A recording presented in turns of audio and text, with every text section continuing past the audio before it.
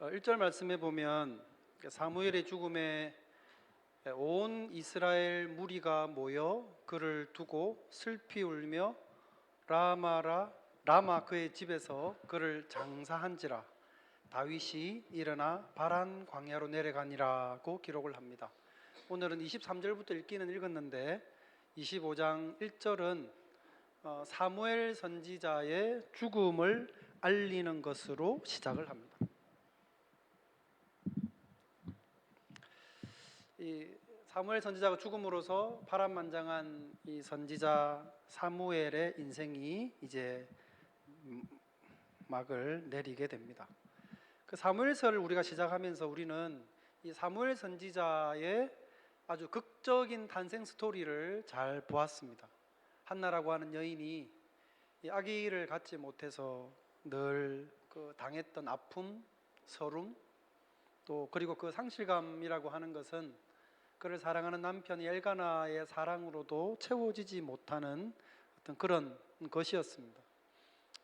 한나는 그래서 성전에 올라갈 때마다 하나님께 기도를 드렸고, 하나님께서 그것을 들으시사 아들을 선물로 주시죠.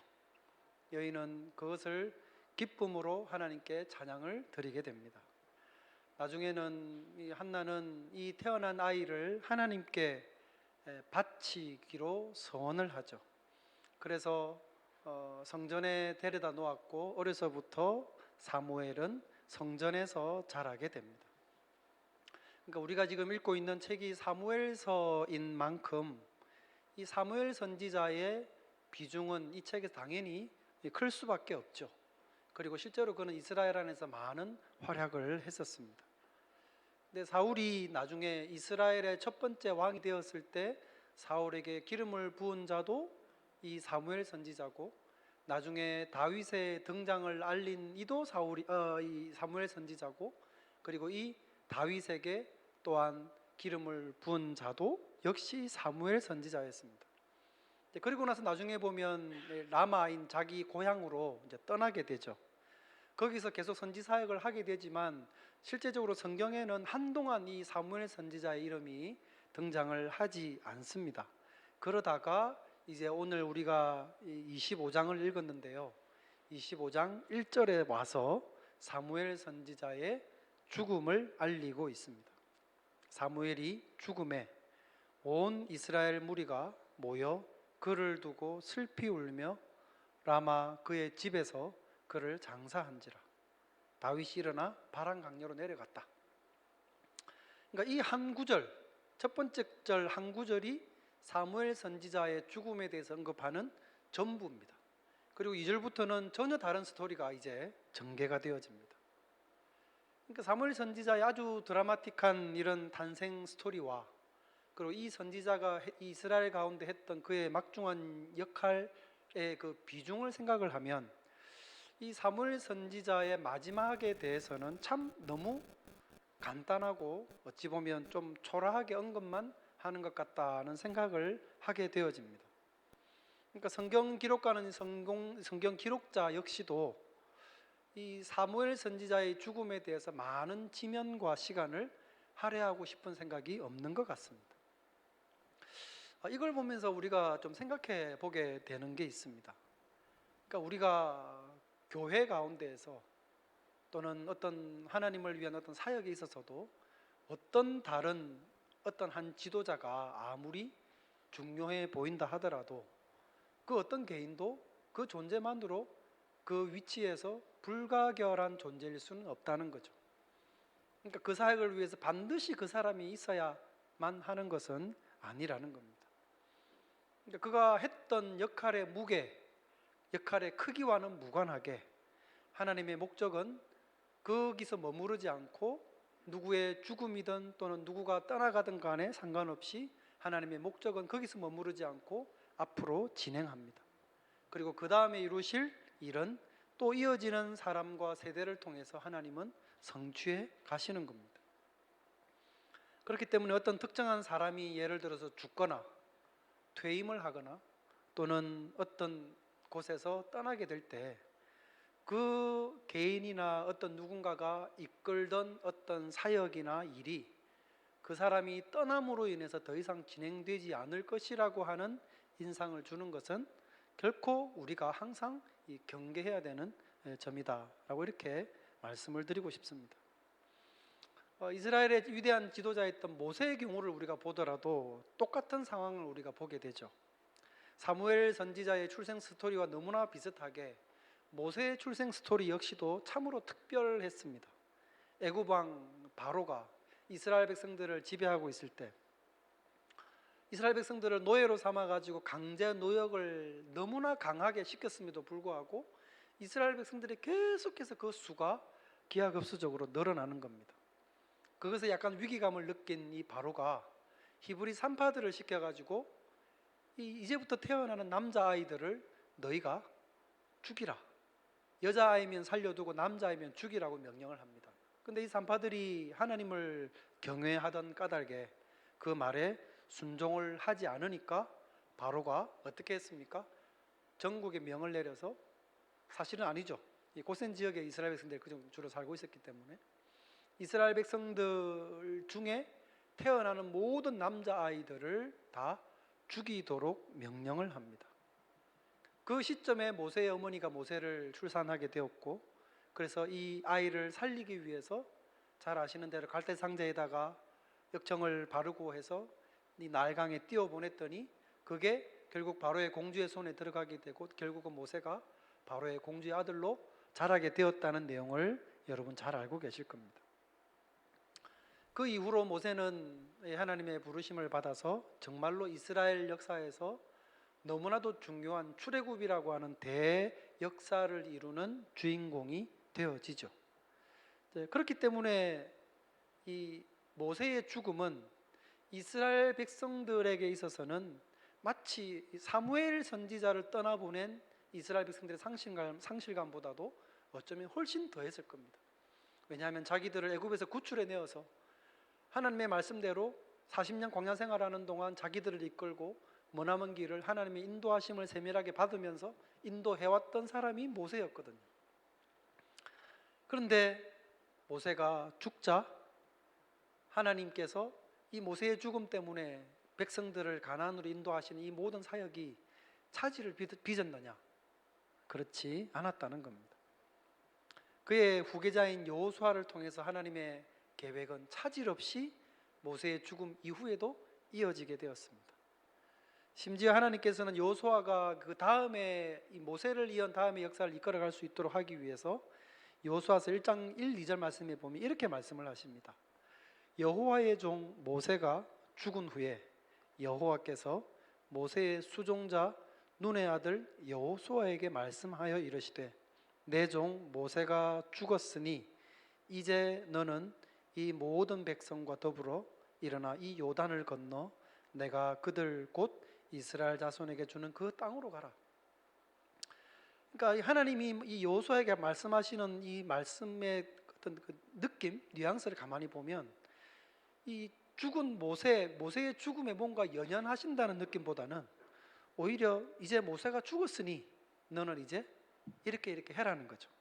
여호수아와 함께 백성들을 이끌고 장차 들어가게 될 가나안 땅으로의 인도할 그 비전을 모세 여호수아에게 말씀을 하시고 거기에 훨씬 더 많은 관심을 갖고 계시는 듯 하다는 겁니다. 마찬가지입니다. 사무엘 선지자의 죽음은 이스라엘 백성들로 치자면 큰 상실임에는 틀림이 없습니다. 그러나 그렇다고 해서 극복하지 못하고 또 치유받지 못할 상처는 아니라는 거죠. 백성들은 슬퍼했습니다. 그러나 그것은 그것대로 슬퍼하고 또다시 하나님이 통치하시는 이스라엘의 역사는 그로 이후로 계속 이어지게 되어지는 것입니다. 우리들도 동일하게 생각을 해야 될 것입니다. 우리가 하나님의 일을 하고 하나님의 사역의 동력자로 우리가 함께 섬기고 있는데 어떤 누군가가 어떤 막중한 역할을 했다 하더라도 그것은 그 사람이 그 역할에 부르심을 따라서 한 역할일 뿐이고 또 교회가 나아가야 될 길, 교회가 사명을 가지고 나아갈 앞으로의 사명을 놓고 교회는 그렇게 또다시 나아가야 되는 것입니다. 사무엘 선지자가 죽고 나서 본문 2절부터는 전혀 새로운 스토리가 등장을 합니다.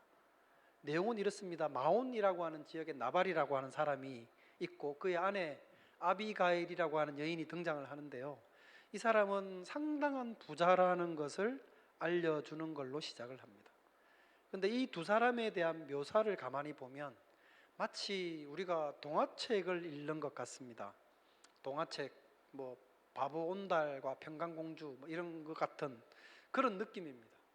나발은 큰 부자였는데 아주 완고하고 행실도 악하고 심지어 자기 종들에게조차 경멸함을 받는 그런 사람으로 그려지는 반면에 아비가일, 그의 아내 아비가일이라고 하는 여인은 너무나 총명하고 용모도 아름답고 종들에게는 사랑과 존경을 받을 뿐만 아니라 심지어는 정치적인 사회적인 이해도 깊어서 이 잠언 31장에 나오는 이 현숙한 여인이 연상되는 그런 인물로 그려진다는 거죠.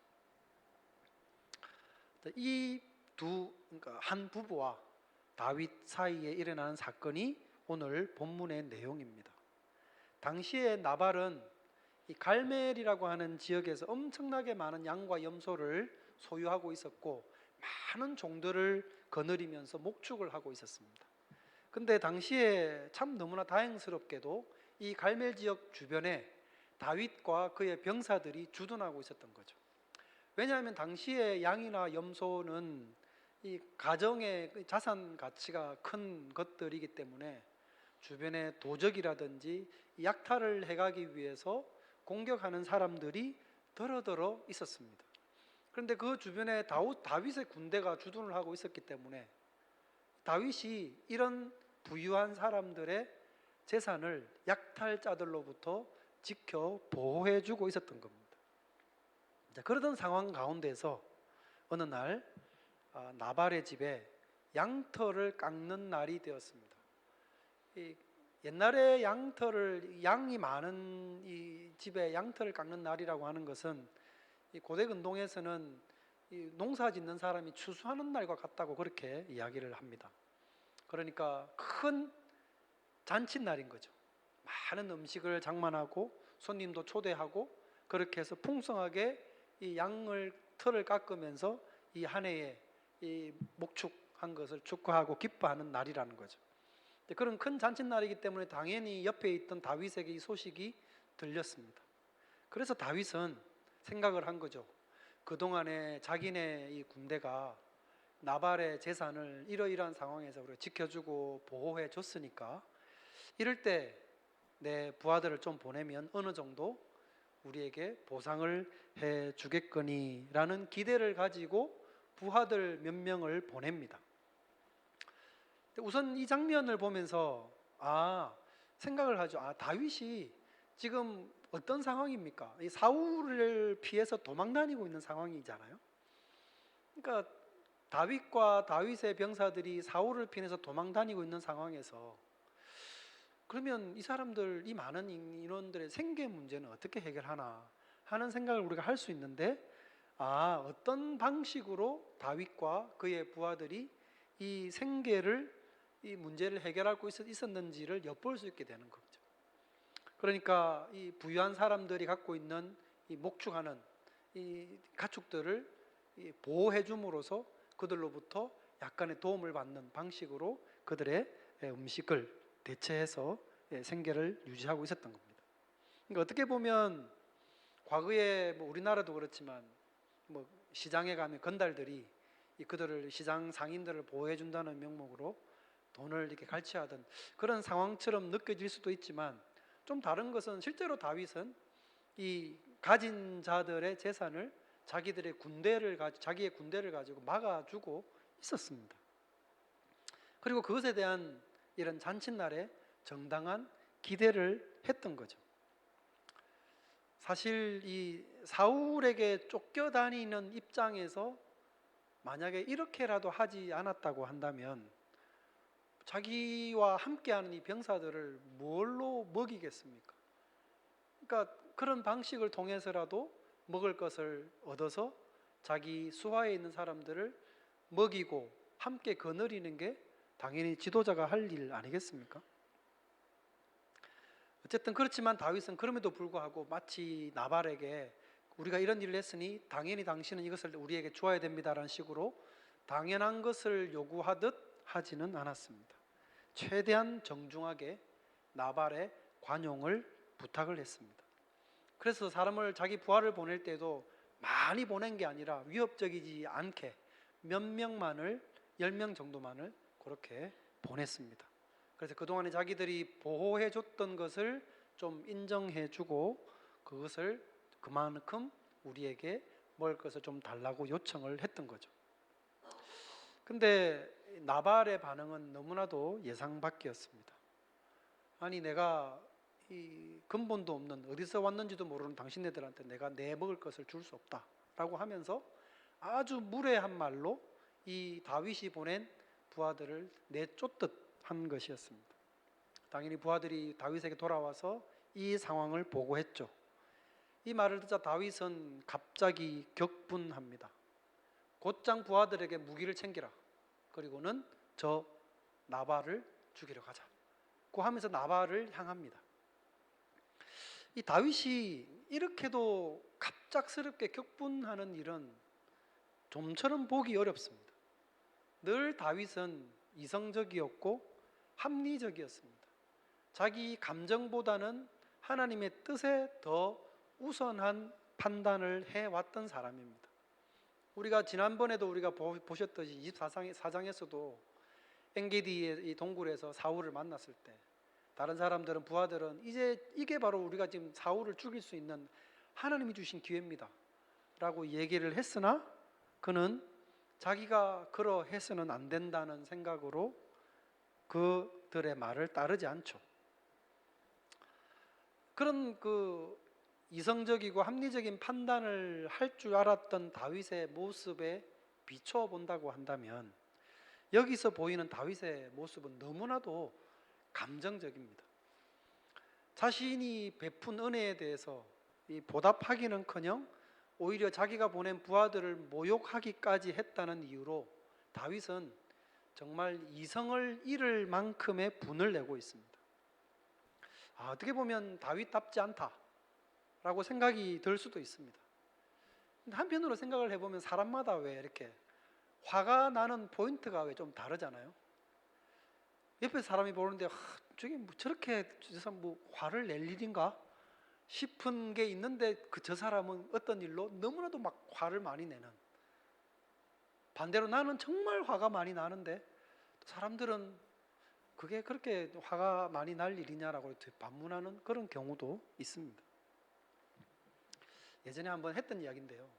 예전에 제가 학생 때 제가 교회 다닐 때 우리 교회 다니던 어떤 선배 형이 우스갯처럼 했던 이야기가 있습니다. 자기는 그 사람들이 못생겼다고 그러면 참을 수가 있대요. 자기는 잘생겼으니까. 근데 무식하다 그러면 못 참는데요. 무식하니까. 그러니까 그런 거죠. 자기에게 뭔가가 이렇게 감정을 갑자기 격분하게 만드는 뭔가 클릭이 되는 뭔가가 있을 때 다른 사람은 그렇게 화를 안 낼 수도 있는 건데 어떤 누군가에는 격분하게 만드는 어떤 그런 트리거가 되는 부분들이 있을 수도 있습니다. 그러면 이 다윗에게는 무엇이 다윗으로 하여금 이렇게 갑자기 격분하게 만들었을까라는 거죠. 베푼 은혜에 대해서 배은망덕으로 되갚았기 때문인가? 아니면 자기가 보낸 부하들을 모욕했기 때문인가? 아니면 이렇게라도 해서 음식을 받아와서 자기 수하의 사람들을 먹여야 되는데 그것을 거절당함으로써 그것을 할 수 없게 되었다는 것 때문이었는가? 어쨌든 다윗은 평소에는 너무나 이성적이었던 이 사람이 감정을 주체하지 못할 정도로 분을 내고 있습니다. 때때로 우리도 그렇지 않습니까? 너무나 종종 우리는 아주 사적이고 감정적인 일 때문에 우리의 사명과 진짜 중요한 본분을 그냥 잃어버릴 때가 있습니다. 이런 감정에 막 사로잡히게 되면 실제로 그렇습니다. 나발이 했던 반응을 전해 듣고는 너무나 격분해버린 다윗.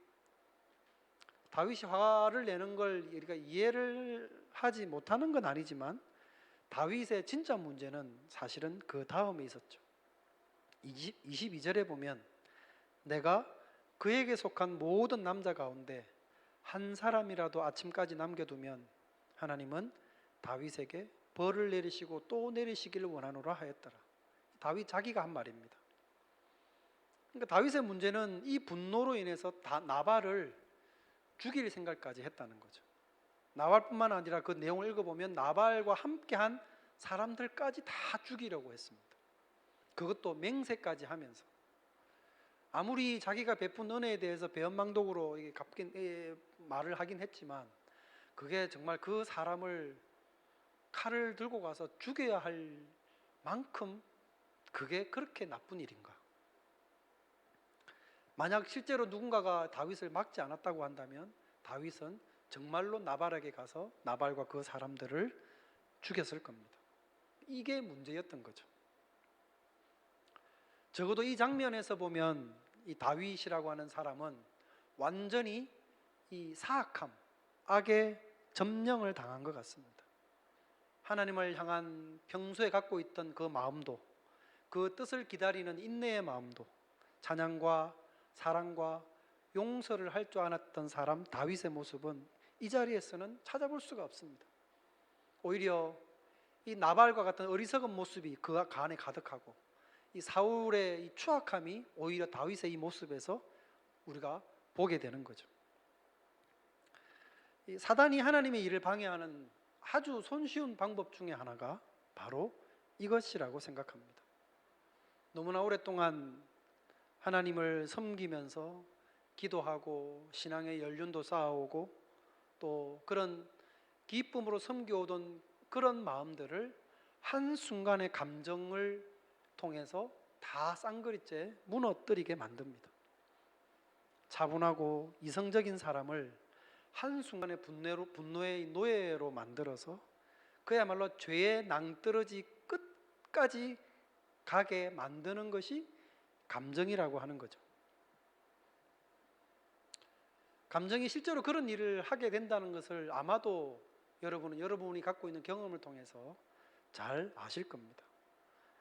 잠언 25장 말씀에 보면 자기 마음을 제어하지 아니하는 자는 성읍이 무너지고 성벽이 없는 것 같으니라. 성이 있으면 성읍에 성벽이 없습니다. 견고하게 세워놓았지만 성벽이 없으면 누구든지 침범할 수가 있죠. 그리고 언제든지 무너질 수가 있습니다. 자기의 마음을 제어하지 아니하는 사람이 그러하답니다. 너무나 잠시 동안 다윗은 바로 이 분노로 인해서 자기의 정체성과 사명감을 다 잃어버리게 되었습니다. 하나님은 다윗을 복수하라고 지도자 삼은 게 아니지 않습니까? 광야에서 심지어 사울에게 쫓겨다니면서 이렇게 힘든 훈련의 시간들을 보내는 것이 고작 자기가 베풀었던 은혜를 갚지 않는다는 이유로 보복으로 누군가를 죽이려고 하는 그런 마음까지 가지라고 하나님이 이런 훈련을 하신 건 아니지 않느냐는 겁니다.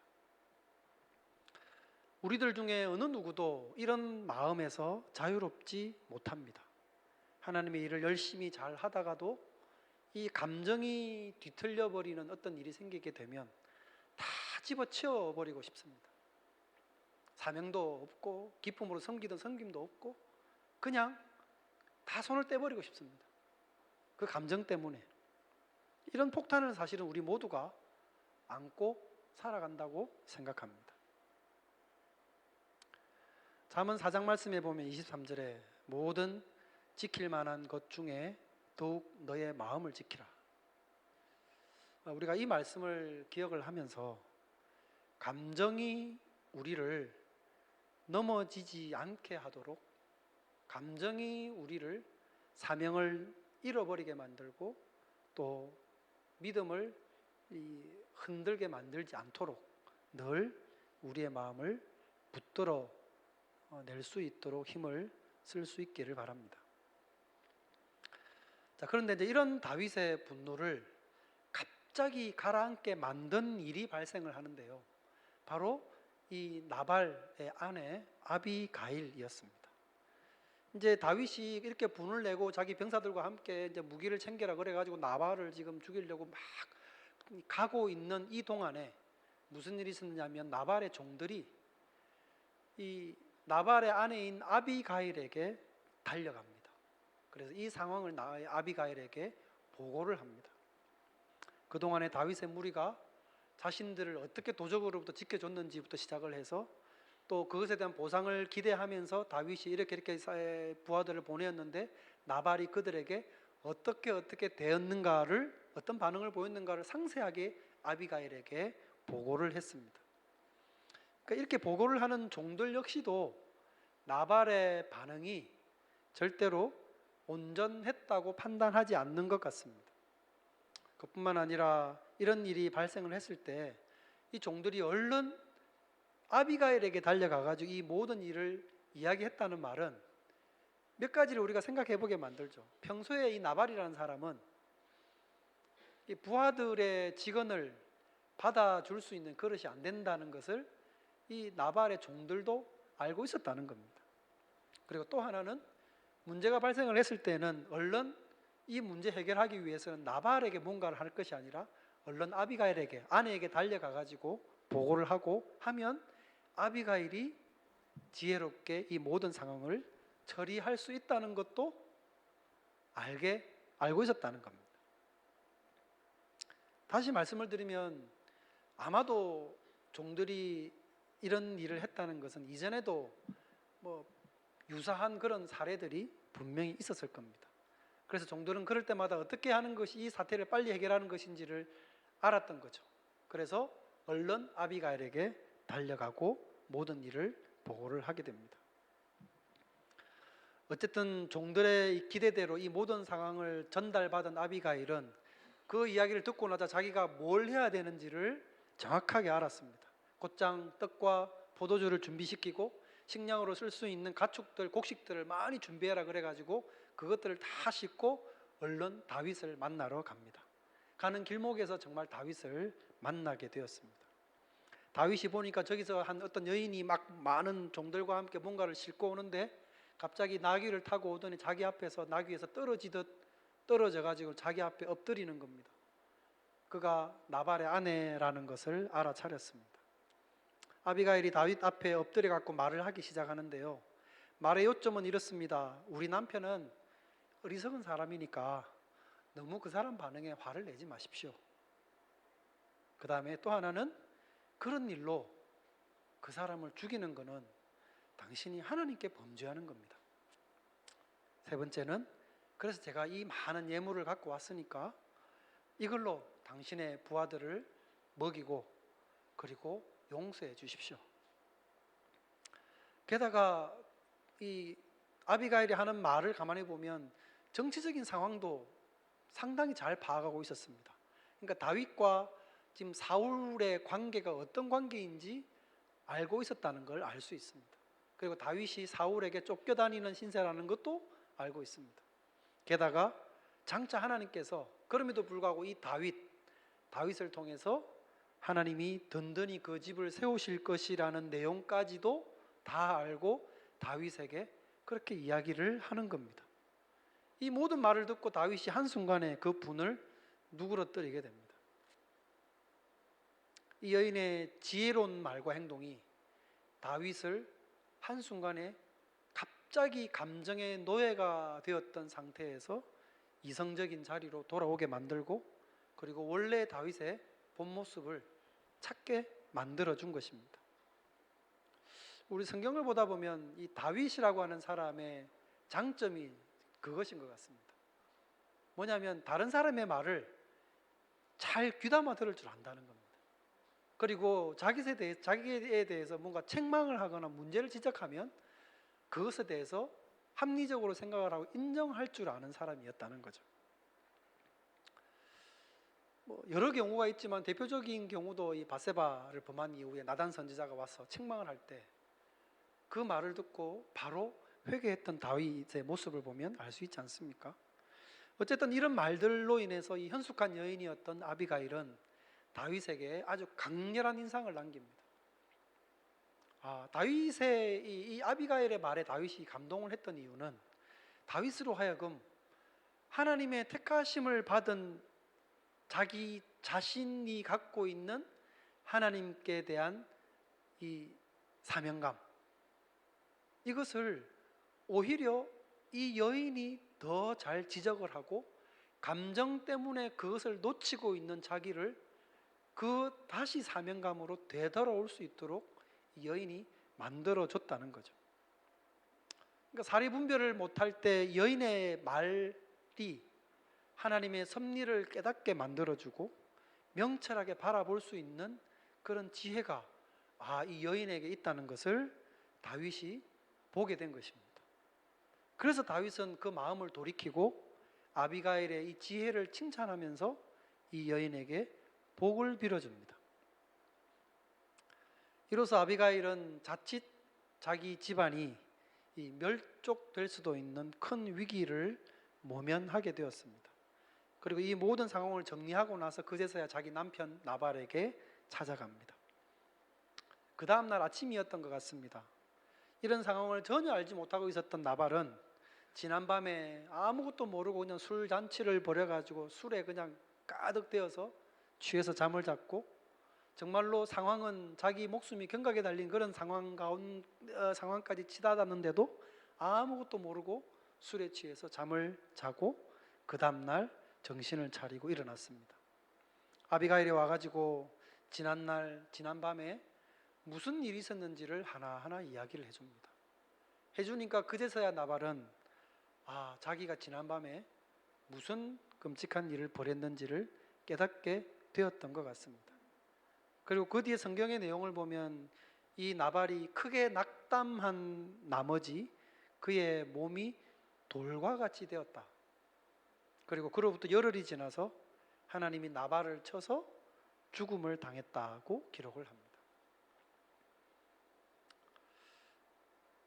이 상황이 이렇게 맺음되고 나서 이후의 상황은 갑자기 아주 뭔가 상황이 살육으로 치닫는 극적인 상황으로 가다가 갑자기 그것이 식어지면서 그 이후에는 멜로드라마로 갑자기 상황이 바뀝니다. 나발이 죽고 얼마 지나지 않아서 다윗이 사람을 보내가지고 아비가일에게 청혼을 합니다. Would you be my third wife? 그러니까 yes of course 이래가지고 결국은 아비가일이 다윗의 세 번째 아내가 됩니다. 갑자기 싱겁게 이상하게 끝나버렸는데, 얼마 전에 이 여인으로부터 다윗이 받았던 지혜로울 뿐만 아니라 그 현명함, 그리고 위기 상황을 대처할 수 있는 그 위기 대처 능력, 그런 걸 보면서 이 아비가일에게 상당한 강렬한 인상과 호감을 갖게 되었던 것 같습니다. 말씀을 맺겠습니다. 우리를 넘어지게 만들거나 무너뜨리게 만드는 것은 뭔가 거대한 무기가 아닙니다. 정말 사소한 우리들의 감정입니다. 이걸 통제하지 못함으로써 우리의 마음은 때로는 사단으로 가득 차게 될 수도 있다는 거죠. 우리는 얼마든지 그렇게 될 수 있는 존재들입니다. 우리가 다윗보다 낫습니까? 그렇지 않지 않습니까? 그래서 우리는 늘 우리의 마음을 지킬 수 있도록 기도해야 되겠습니다. 무엇던 것보다 우리의 마음을 지킬 수 있도록. 그래서 우리의 사명과 우리의 비전이 이런 작은 감정에 사로잡히지 않도록 우리가 함께 기도하고, 그래서 하나님의 사명을 늘 이루며 살아가는 우리가 될 수 있기를 주님의 이름으로 축원드립니다. 기도하겠습니다. 거룩하신 하나님 아버지, 은혜를 감사합니다. 하나님의 사람, 하나님의 마음에 합한 사람이었고 사명을 아는 사람, 그리고 하나님의 때를 기다릴 줄 아는 사람 다윗이 한순간 감정의 노예가 되어서 이 살육할 뻔한 이 모든 상황들을 바라보며 우리는 이처럼 연약한 그릇이라는 것을 함께 깨닫습니다. 이런 작은 감정들이 우리의 사명을 잃게 만들지 아니하도록 늘 우리로 근신하게 하시고 하나님의 뜻 가운데 거하고자, 그리고 우리의 마음을 늘 지켜가고자 힘을 쓰는 우리 모든 성도님들 될 수 있도록 은총 허락하여 주시옵소서. 걸어가신 예수님의 이름으로 기도드립니다. 아멘. 찬송가